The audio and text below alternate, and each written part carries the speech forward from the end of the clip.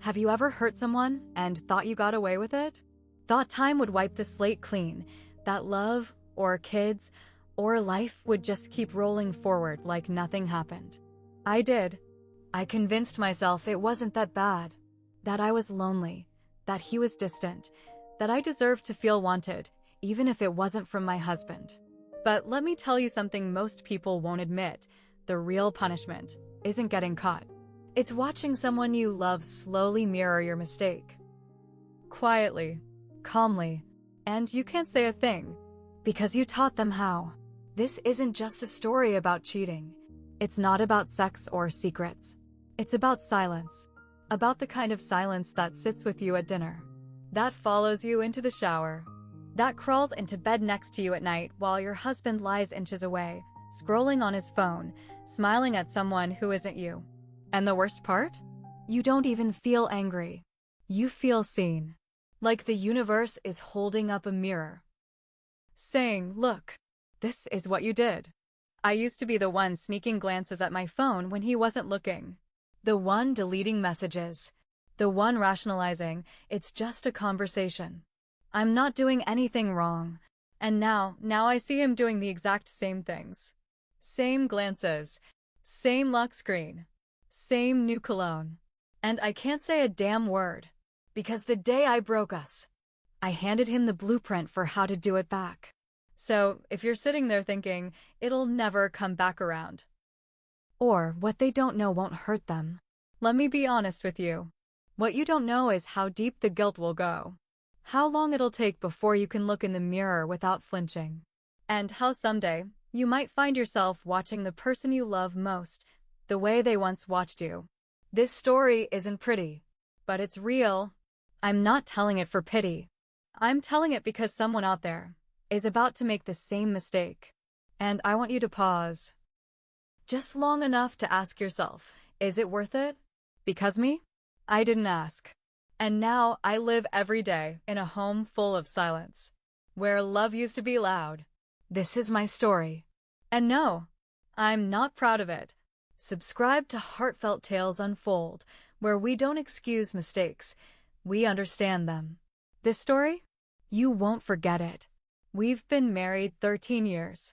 Martin and I.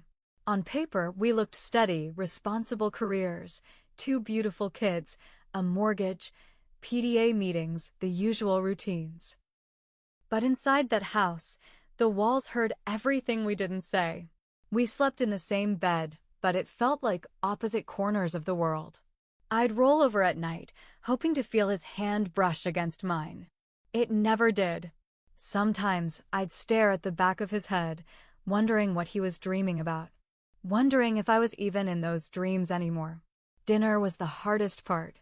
Me, slicing carrots while he scrolled through headlines. Jacob rambling about his video game scores, Mia humming to herself at the table. And Martin, always present, always polite, but never really here. Every dinner felt like we were performing a scene. Reading lines we'd memorized out of duty. How was work? Fine. Yours? Busy. Silence. And yet, somehow, the clinking of cutlery felt louder than any words we could have spoken. He wasn't cruel. He wasn't distant in a way you could put your finger on. He was just absent. Like someone had replaced the man I married with a shadow of himself. The last time he really looked at me, I think Mia still wore diapers. I used to find excuses to touch him. A hand on his arm while passing the salt. A kiss on his neck while he stood at the sink. But eventually I stopped trying. Because nothing hurts quite like reaching for someone who doesn't reach back. And when that happens enough times, you stop reaching. That's when the loneliness started to take root. Not the kind that comes from being alone, the kind that comes from being unseen. Our son, Jacob, he noticed it first. He once asked me, "Why does Daddy never laugh at your jokes?" I didn't know how to answer him. So I just smiled and said, "Grown-ups laugh inside sometimes." But the truth is, I hadn't heard Martin laugh in months. Not at me. Not at the kids. Not at life. And in those quiet, echoing moments, I started to drift. I wasn't planning to. I wasn't chasing anyone. But something in me began to break. Not all at once. It happened slowly, like a thread unraveling from a sweater. A little tug here, a little pull there, until one day you look down and realize you're no longer whole. That's where this all started. Not with betrayal, not with some steamy secret, just with a woman sitting at a dinner table, wondering when her husband stopped seeing her. Wondering if maybe she stopped seeing herself too. I came back home with a heart full of noise, guilt, excitement, shame, all tangled together like wires sparking in the dark.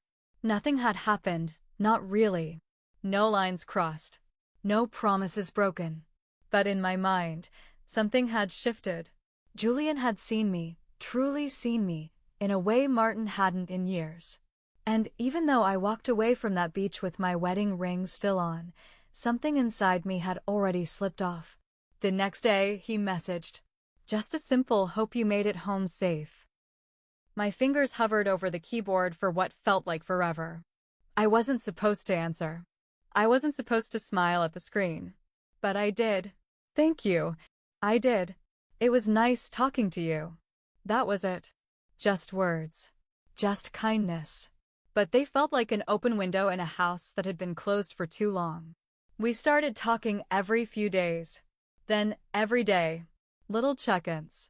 A shared song. A funny meme. And slowly, I started keeping my phone face down. Martin noticed. I could tell. His eyes would land on it during dinner. He'd glance when it buzzed and I didn't move.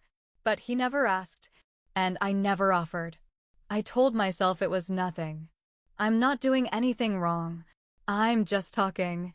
It's not like he even wants to talk to me. The justifications came easy. Too easy. Martin checked out first. I'm just finding where I belong again. And deep down, I wanted to believe that. I wanted to believe I was still the good one. That I was just trying to feel alive again. But each message, each laugh I sent through a screen, pulled me further from the woman I used to be. The woman who kissed her husband goodbye every morning with hope in her heart. The woman who used to believe love could survive anything. I could feel her slipping away. And the scary part was, I wasn't sure I wanted to stop it. I told myself it was harmless. That a few messages didn't count. That smiling at my phone late at night wasn't a crime. Especially when the man lying next to me didn't even notice I was awake. But deep down I knew. Every time Julian's name lit up on my screen, I felt something shift. Not just in my marriage, but in me. I started checking my phone more. Slipping into the bathroom just to read his messages in peace. Turning my screen away from Martin without even thinking about it. And then came the dreams. Not sexual. Just warm. Julian holding my hand while we walked. Julian laughing at something I said. Julian looking at me like I was someone worth listening to. I'd wake up with my heart full and my stomach tight. And then I'd roll over and see Martin, still asleep. Still turned away. Still somewhere I couldn't reach. I tried to be honest with myself. I tried to remind myself of our vows, of the years we'd built together. But then I'd hear my phone vibrate across the room, and I'd feel that flutter again. That feeling of being wanted. And for a woman who had gone so long without feeling seen, even a whisper of attention felt like a lifeline. I told myself Martin wouldn't care. That he probably wouldn't even notice if I disappeared for a weekend. I told myself he was already gone. That the man I married no longer lived inside the one who now shared my home. But I was lying, not just to him, to myself. Because a part of me still cared what he would think. Still cared whether he'd ever look at me the way Julian did. Like I mattered. But caring didn't stop me. Wanting didn't stop me. And that was the beginning of the war inside me. I'd tuck the kids into bed, kiss them on their foreheads, whisper, "I love you," like nothing had changed, then go lie on the couch and wait for Julian's goodnight message. And every night it came. A line, a song, a quote, a memory. He made me feel like someone worth reaching out to. While Martin, he barely spoke. One night, I dropped my phone while texting. Martin looked over, barely interested. "You all right?" he asked. That was it. No suspicion. No question. Just a half-hearted glance. And somehow, that hurt even more. Because a part of me, the part still craving his love, wanted him to care. Wanted him to ask, to fight, to see me. But he didn't. So I kept going. Kept opening that little door. Message by message. Until one night, Julian asked if I ever felt like I was disappearing. And without thinking, I wrote. Every single day. That was the first truth I'd told in weeks. And it felt like breathing after holding your breath for too long. But the thing about breathing underwater is, eventually you drown. It was a Tuesday. I was just out grabbing groceries, milk, apples, cereal for the kids. I turned a corner in the store, and there he was. Julian. Standing by the oranges like he belonged there. Like he wasn't 1,000 thoughts buried in my chest. Our eyes met, and the air shifted. He smiled. I did too. It was automatic, dangerous. He said, "Funny seeing you here." I said, "Is it?" We both laughed. That kind of soft, nervous laugh you let out when your heart is beating too loud. He leaned in. I did too. Just a hug, but it lasted too long. His hand on my back, the warmth of his breath near my neck, it reminded me of something I forgot I missed. I told myself it was innocent, that I was just being kind. But kindness doesn't make your knees tremble. We walked out together, stood by my car, talked about nothing and everything. Then he said, "Would you want to grab coffee sometime? Just to catch up." I hesitated. Not because I didn't want to, but because I did. "Just coffee," I said. Just once. We met that Friday. A small cafe on the edge of town where no one knew our names. He pulled out my chair, complimented my earrings, asked questions Martin hadn't asked me in years about books, about music, about me. I laughed. A lot. Too much. He touched my hand across the table. I didn't move it, and when we walked to my car, he leaned in. I should have stepped back.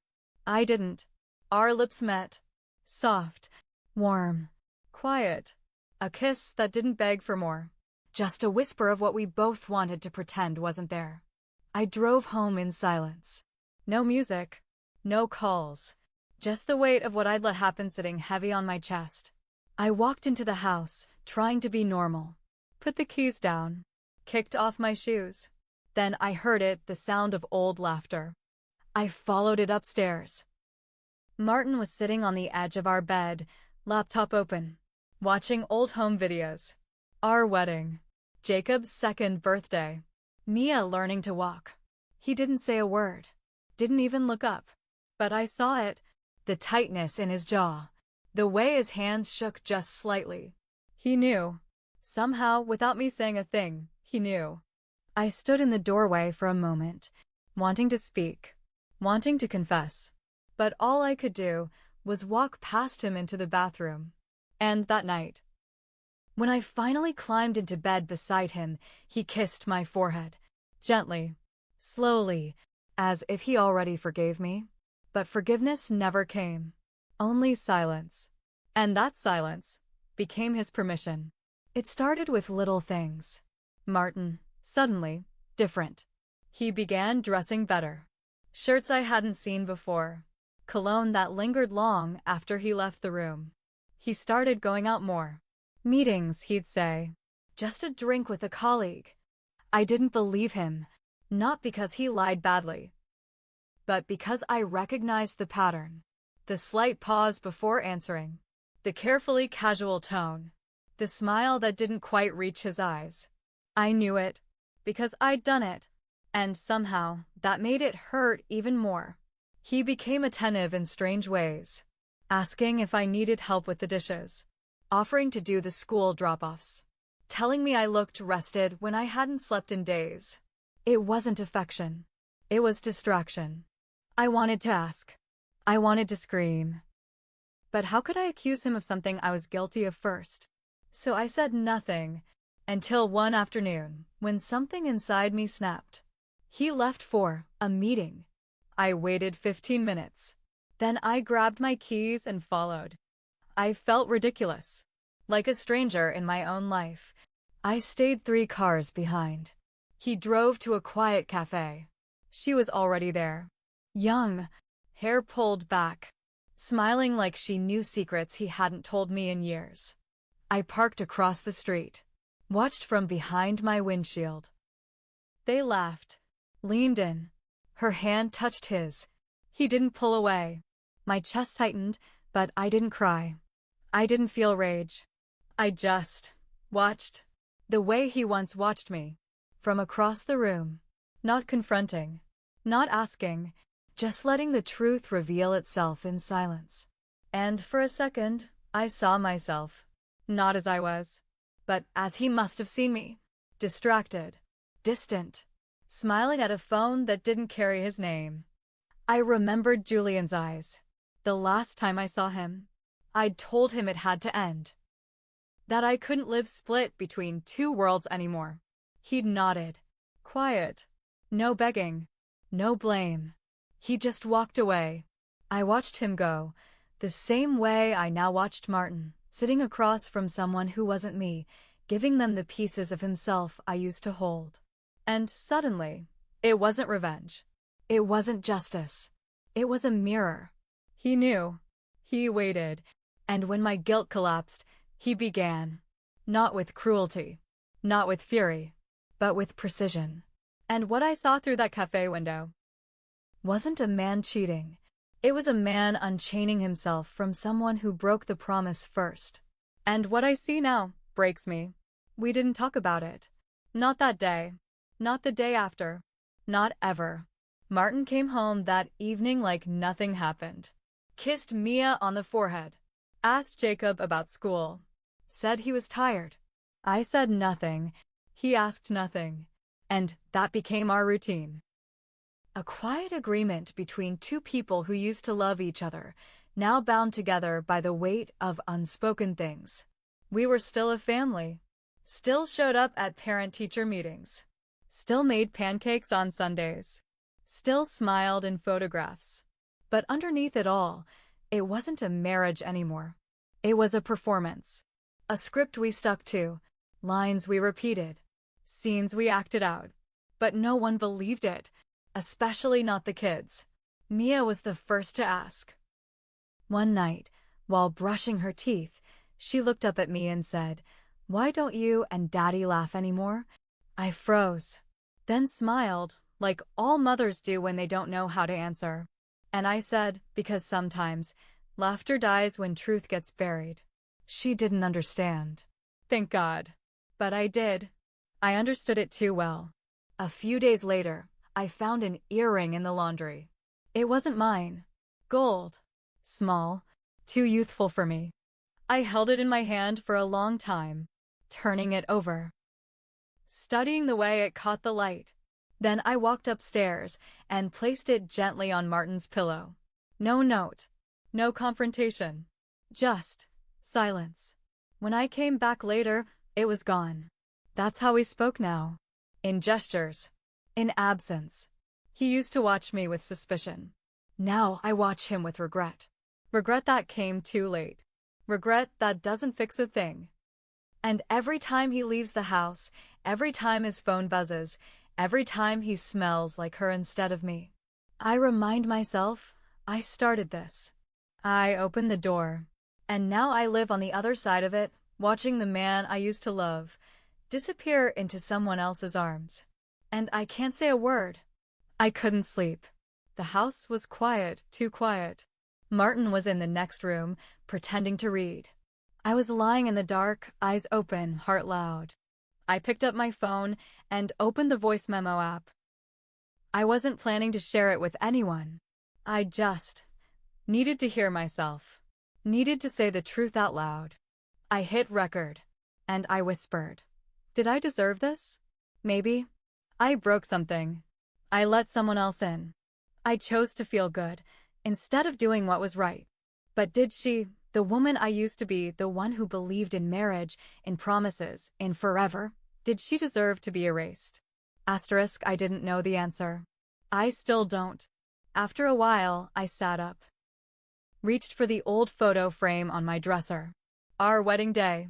He was smiling at me like I was the only thing that existed. And I was looking at him like I'd just found home. I stared at that photo until my hands shook.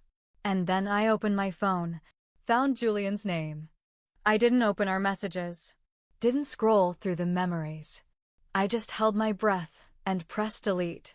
His number, his name, his words, all gone. Not because I stopped caring, but because I finally realized. I was trying to replace something that couldn't be replaced. I wanted to feel alive, but I killed something sacred instead. And now, I live with the ghost of who I used to be. She visits me often. In the shower, in the mirror, in the space between questions I can't answer. And sometimes, I still hear her voice. Was it worth it? And every time, I wish I had the strength to say yes. But all I have is silence. Have you ever watched someone break in the exact way you once did? Not with shouting, not with slamming doors or cruel words, just with quiet. The kind of quiet that only comes when two people know the truth but choose to walk around it like furniture in the room. Have you ever tasted your own sin not from your lips, but from the hands of someone you love? Have you ever sat in the wreckage of something you burned and watched someone else light the same match, only slower, more deliberately, while looking you straight in the eye? That's where I live now. In the stillness. In the echo of mistakes I can't take back. If you've been here, if you've walked this line, or crossed it, or been left bleeding on the other side of it, share your truth. No judgment. Just honesty.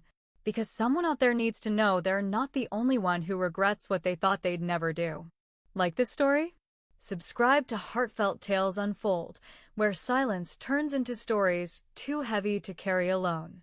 Don't miss the next one. It might echo a truth you've never dared say aloud. Some betrayals don't come in screams. They come in stares. In the pause before you answer a simple question. In the way a fork scrapes a plate just a little too hard. They come in quiet dinners where no one says a word. In laughter that never comes back. My husband watched me.